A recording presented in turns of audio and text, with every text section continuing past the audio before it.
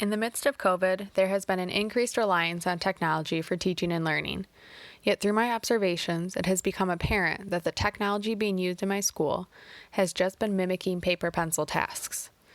However, in collaborating with my building principal and several colleagues, we see the possibilities in the technology to not only help students learn the basics, but also apply their learning in ways that are only possible through the technology in their hands. Therefore, I have created a PD to further explain how the SAMR model can be used to guide our technology integration. Ruben Pentadora is the creator of the SAMR model, which stands for Substitution, Augmentation, Modification, and Redefinition.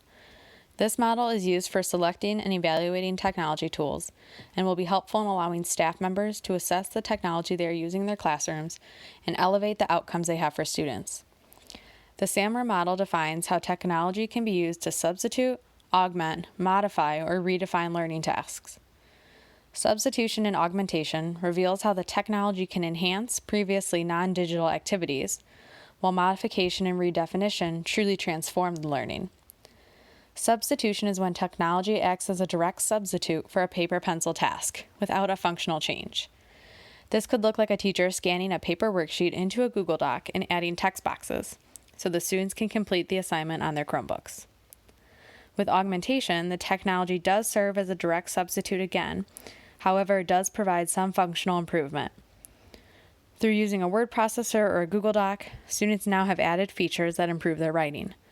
Students can utilize the spell check feature in the thesaurus, which would not have been possible when writing in a notebook.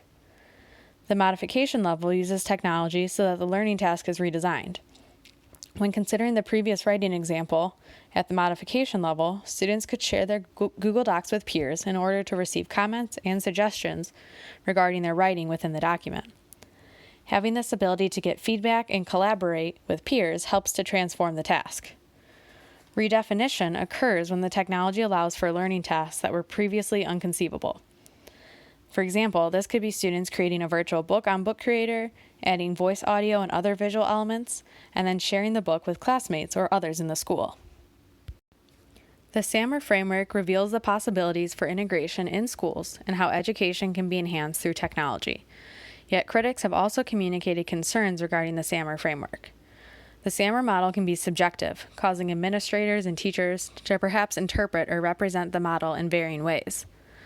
The SAMR model also has been scrutinized for not putting enough focus on the pedagogy and content knowledge behind the technology choices being made, or in other words, focusing more on the product than the process.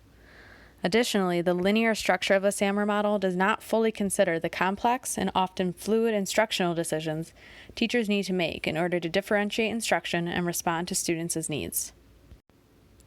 SAMR is not the only framework for technology integration, so I also reviewed TPACK. The TPACK framework analyzes how technology, pedagogy, and content knowledge interrelate, as technology should not be considered apart from pedagogy or content knowledge. In addition to emphasizing aspects of TPACK, Bloom's taxonomy will also be addressed. The literature reveals a correlation between SAMR and Bloom's taxonomy, which identifies the following cognitive processes: remember, understand, apply, analyze, evaluate, and create. Taylor and colleagues researched the role of technology in a third-grade classroom, and by collecting data through SAMR and Bloom's, they were able to evaluate the task function and cognitive complexity of the technology in classrooms. In order to assist with technology integration using the SAMR model and evaluate the utilization of higher-order thinking skills through Bloom's taxonomy, I have designed a professional development. The focus is on the SAMR model since previous professional development about a year ago at our building focused on a brief introduction to SAMR. Yet elements of TPACK and Bloom's will also be incorporated. This PD would take place during a faculty meeting scheduled after school. The PD would be designed for approximately 1 hour. The PD will begin with an opening activity that staff will complete in groups.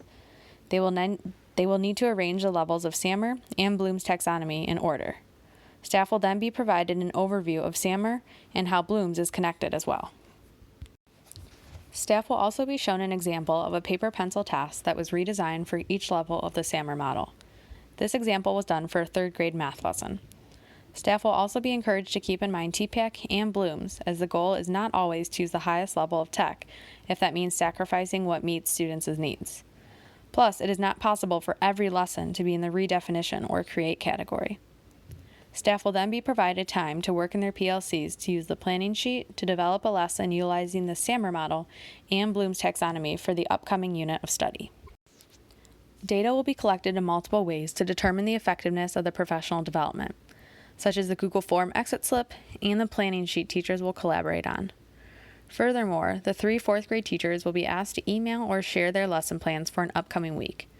This would be requested approximately 3 weeks after the professional development is presented, in order to ensure staff members have had adequate time to meet in their PLCs to continue planning and organizing their lessons and teaching to align with the SAMR model and Bloom's taxonomy. This 3-week time period will also give teachers an opportunity to reach out to myself or other staff members for support in implementing these principles. 4th grade teachers will be requested to share their weekly lesson plan, as I collected a weekly lesson plan from one of the 4th grade teachers prior to creating this professional development. The 4th grade teacher's lesson plans provided me with baseline data regarding current implementation of the SAMR model tiers, as well as the level of cognitive skills that students are demonstrating. As was noted previously, the research conducted by Taylor and colleagues evaluated the relationship between task function and cognitive complexity. This table is adapted from the matrix coding of technology using the SAMR model and Bloom's taxonomy used by Taylor et al. The table represents the SAMR model and Bloom's taxonomy's interconnectedness based upon a 4th grade teacher's existing practices at my school.